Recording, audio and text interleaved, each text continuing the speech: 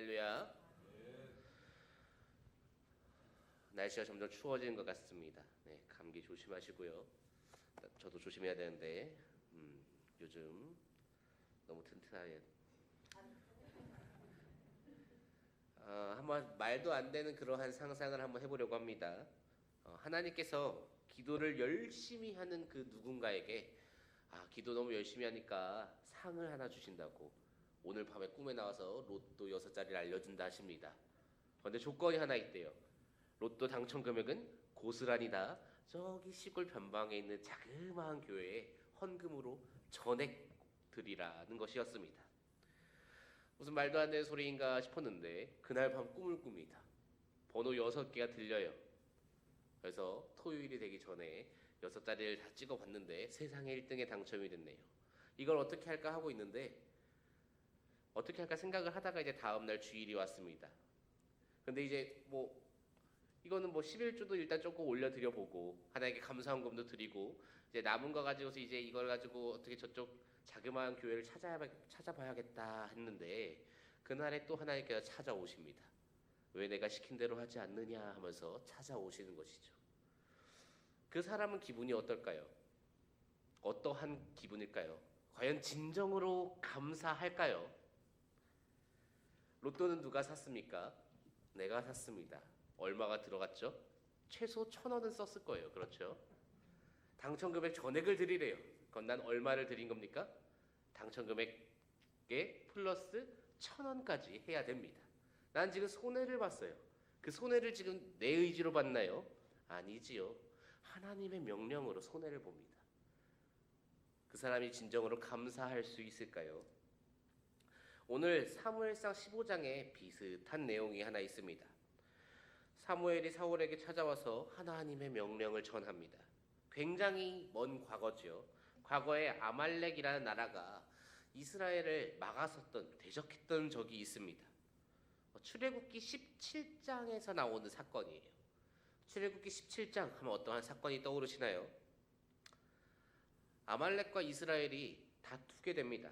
이렇게 말을 하면 아말렉이 어떤 나라인가 생각할 수 있겠지만 모세가 손을 들면 이기고 모세가 손을 내리면 졌었던 그 전투에서 상대 국가가 아말렉이에요.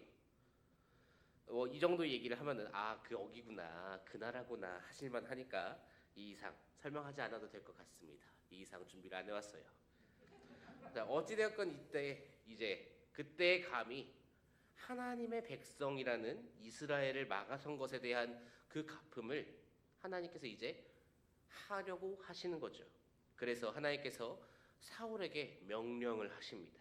그 명령이 이제 오늘 말씀 사무엘상 15장 3절 말씀에 나와 있습니다. 우리 함께 읽도록 하겠습니다.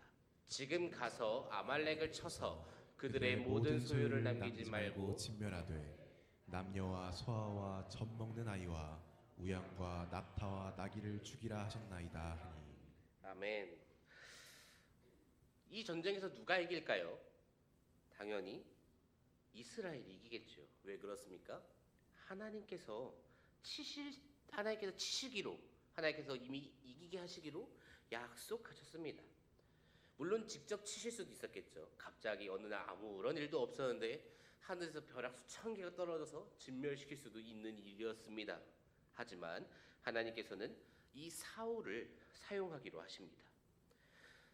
생각해보건대 이 사울로 하여금 하나님께서 이스라엘의 참 통치자, 이스라엘의 정말 진정한 주인, 그것은 하나님이심을, 그래서 사울은 하나님의 말씀대로 순종해야 하는 그러한 존재임을 깨닫게 해주고 싶으셨던 것이 아닌가 하는 그러한 생각이 드는 장면입니다.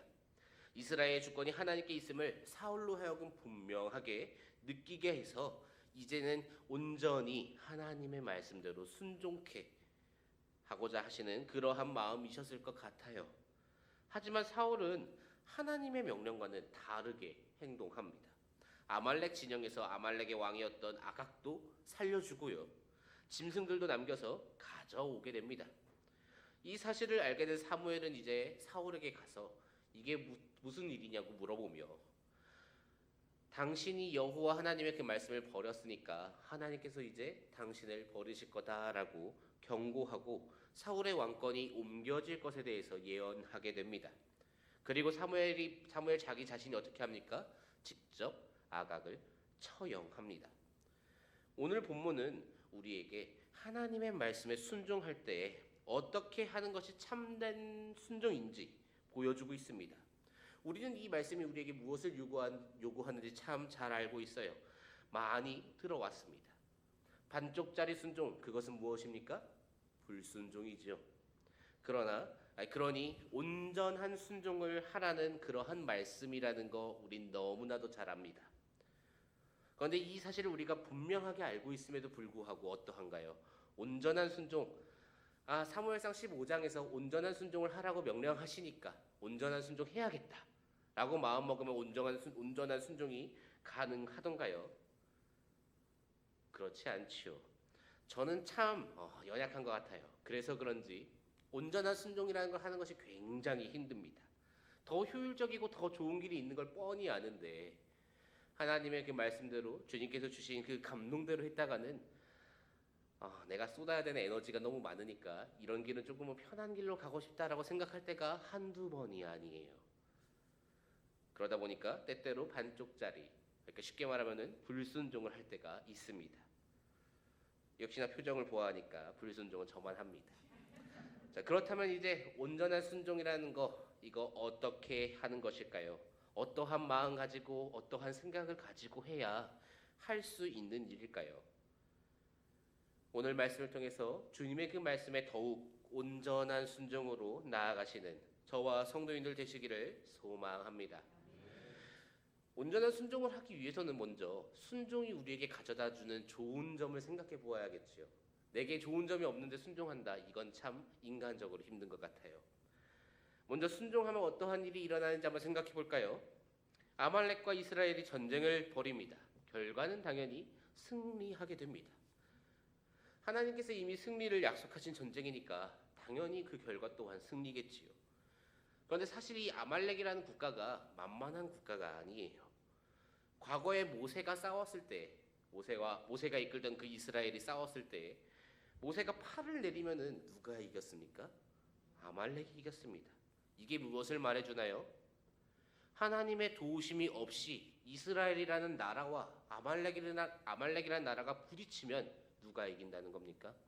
아말렉이 이긴다는 겁니다. 아말렉이 최강의 나라다 이렇게 말할 수는 없지만 적어도 이스라엘보다는 강한 국가이다라고 말할 수는 있겠지요.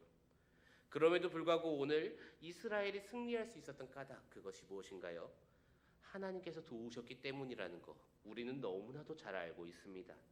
미리 예정되어 있던 그러한 결과이지요. 하나님께서 손에 넘겨주겠다고 약속하셨으니 당연히 손에 들어와야 합니다. 하나님께서 말씀하셨으니 그대로 이루어질 줄로 믿습니다.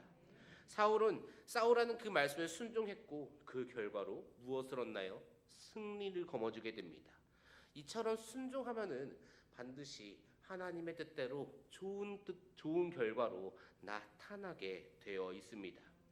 사랑하는 성도 여러분, 하나님의 기적이 일어나는 때가 언제인가요? 하나님께 순종할 때 그 기적이 일어납니다. 하나님께 순종하지 않으면 하나님께서 기적을 일으키실 이유가 없겠지요. 왜 그렇습니까? 모세가 팔이 아파서 팔을 내렸는데 이스라엘이 만약에 이겨버려요. 그건 그거 하나님의 은혜인가요? 이스라엘의 공로인가요? 이스라엘의 공로가 됩니다. 우리가 하나님을 의지하지 않고 하나님께 순종하지 않고 내 뜻대로 합니다. 그런데 이루어내요. 그것이 하나님께서 주신 기적인가요? 아니면 내 노력의 결과인가요? 우리의 노력의 결과이지요. 그렇기 때문에 사람이 하나님을 의지하지 않고 하나님께 순종하지 않을 때 하나님께서는 그 사람에게 역사하지 않으셔야 합니다.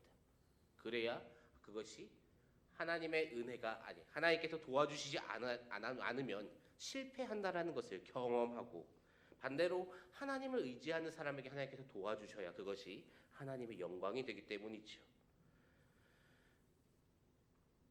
순종하면 어떻습니까? 좋은 일이 일어납니다. 하나님께서 역사하시기 때문에 하나님을 느끼고 경험할 수 있습니다. 아, 우리 하나님은 이러하신 분이구나. 우리 하나님은 참 전능하시고 나를 도와주시고 나와 함께 하시는구나를 우리는 하나님의 말씀에 순종해야 알 수 있다라는 것이지요. 그래서 신앙인은 순종을 해야 합니다. 사울도 싸우라는 그 말씀에 순종했을 때 어떠합니까? 전쟁에서 승리하게 됩니다. 사울이 아말렉 과거에 그토록 강했는데 어떻게 싸웁니까 하고 뒤로 물러났으면 절대 승리를 거머쥐지 못했어요. 계속해서 도망만 다니고 있는데 무슨 승리가 주어지겠습니까? 하지만 사울이 그 명령에 순종했을 때 사울은 전쟁에서 승리하게 됩니다. 올해 표어에서도 볼 수 있지요. 힘이 어디에 있나요? 사람에게 있다고 쓰여 있나요? 아니면 나의 마음에 있다라고 쓰여져 있나요? 그렇지 않습니다. 주의 말씀이 힘이 있다라고 쓰여 있죠. 그렇게 우리는 오직 말씀에만 순종해야 하는 줄로 믿습니다. 순종하는 권선제의 교회가 될 수 있기를 소망합니다. 그렇다면 반대로 불순종하면 어떠한 일이 일어나나요? 우리는 오늘 본문에 나오는 이 이야기를 참 잘 압니다. 그렇죠? 사울이 무슨 불순종을 했나요? 원래대로라면 하나님의 뜻대로라면 아말렉 이들은 이제는 사라져야 합니다. 그런데 사울이 무슨 일을 저지르나요? 그들 중에 일부를 살려두었다라는 것이지요. 오늘 본문 9절 말씀입니다.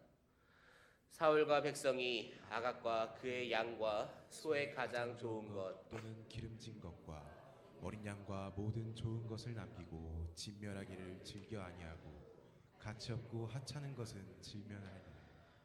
아멘. 아멘. 이게 무슨 말인가요? 아말렉 진영 전부 다 쓸어버리라라고 명령하셨음에도 불구하고 사울 그가 임의로 판단해서 살려두어야 될 것은 살려두고 죽여도 되는 것은 죽였다라는 말이 됩니다. 참 대단한 배짱인 것 같아요. 무려 하나님의 명령을 어깁니다. 그 결과 어떠한 일이 일어납니까? 사울이 하나님으로부터 버림받게 되지요. 오늘 본문 23절 말씀입니다. 이는 거역하는 것은 점치는 죄와 같고 완고한 것은 사신 우상에게 절하는 죄와 같음이라. 왕이 말씀을 버렸으므로 여호와께서도 왕을 버려 왕이 되지 못하게 하셨나이다. 사실 사울이 죄를 짓기 위해서 이렇게 했다라고 생각하기는 어려울 수도 있어요. 사울의 말을 따르자면 적어도 사울 본인의 입을 통해 한 그 말을 그대로 따르자면 하나님께 예물을 올려드리기 위해서 살려왔다라고 그가 지금 이야기하고 있습니다. 이것이 뭐 진심인지 거짓인지 우리는 알 길이 없지만 가능성이 있다라는 것이죠. 사울 그가 진심으로 하나님께 제사 드리기 위해 특상품의 것들을 가지고 왔다.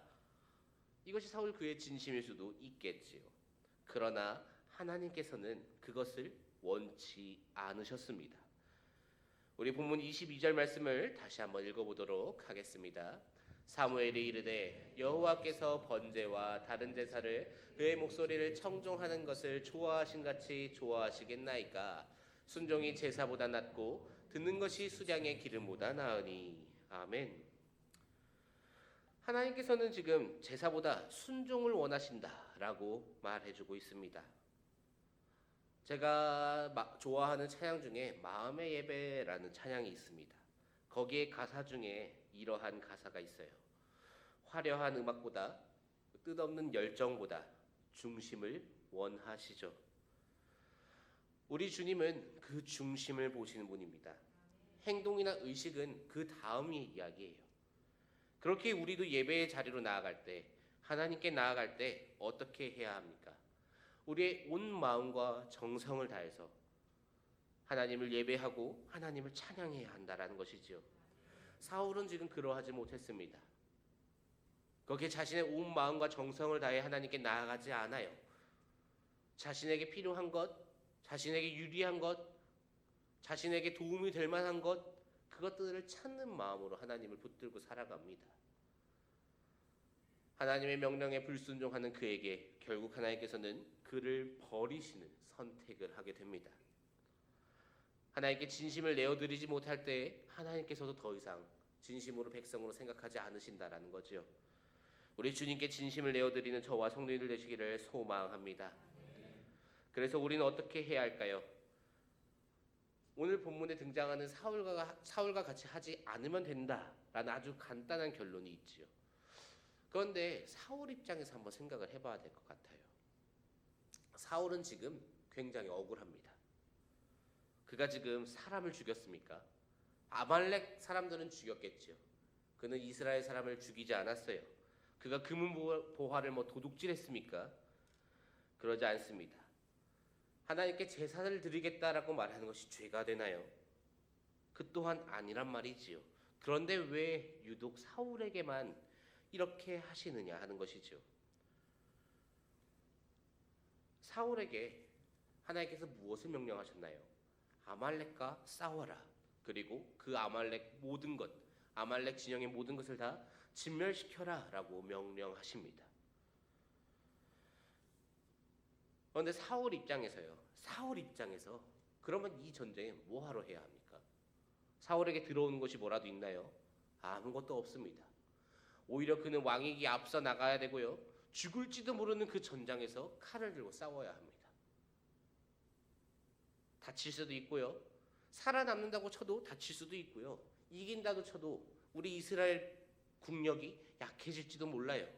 약해진 만큼 사용한 만큼 저 나라에서 전리품으로 채워 넣어야 되는 것이 그 시대 당연한 그 전쟁에서 승전국들이 누려야 하는 당연한 혜택임에도 불구하고 그것을 누리지 못하면 이스라엘은 소모만 합니다.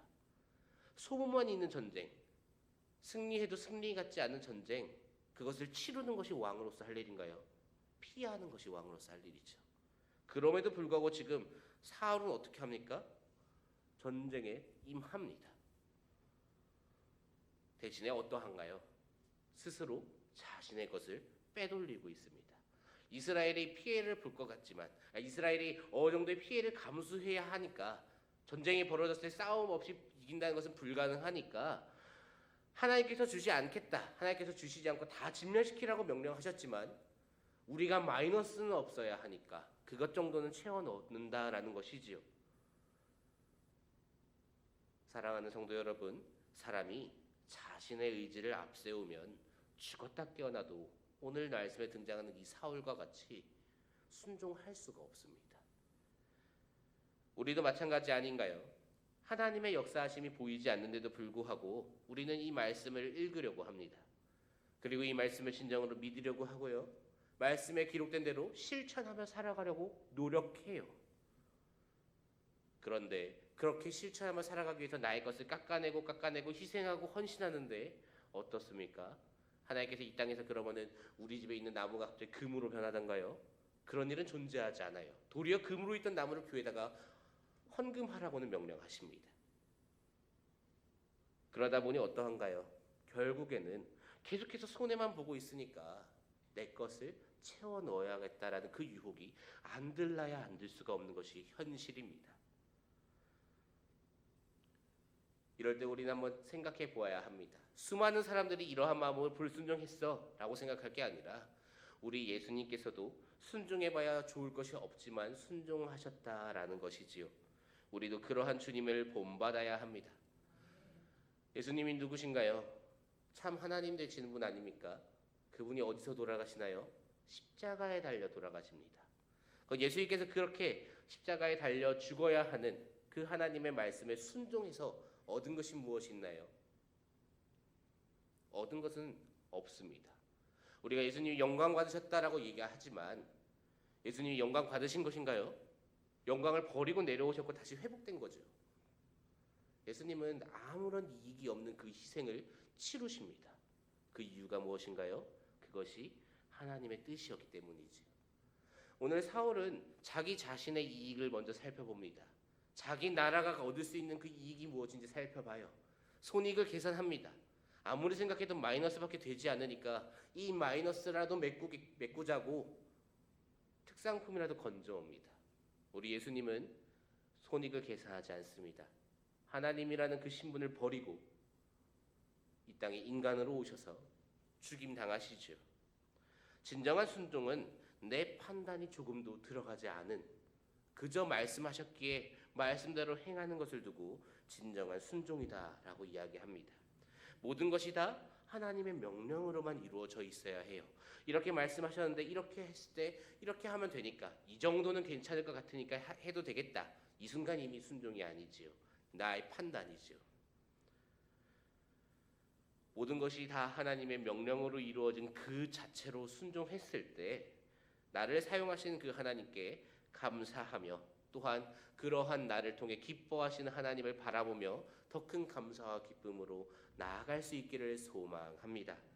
우리 하나님께서 원하시는 순종이 거기까지 순종하는 것임을, 정말 나의 중심 모든 것을 다 내어드리는 것임을 기억하면서 이번 한 해 정말 철저하게 하나님의 그 말씀에 순종하고 그로 인해 우리를 통해서 기뻐하시고 영광 받으시는 그 하나님께 참된 예배 올려드릴 수 있는 저와 우리 권선제교회 성도님들 되시기를 주님의 이름으로 축복합니다.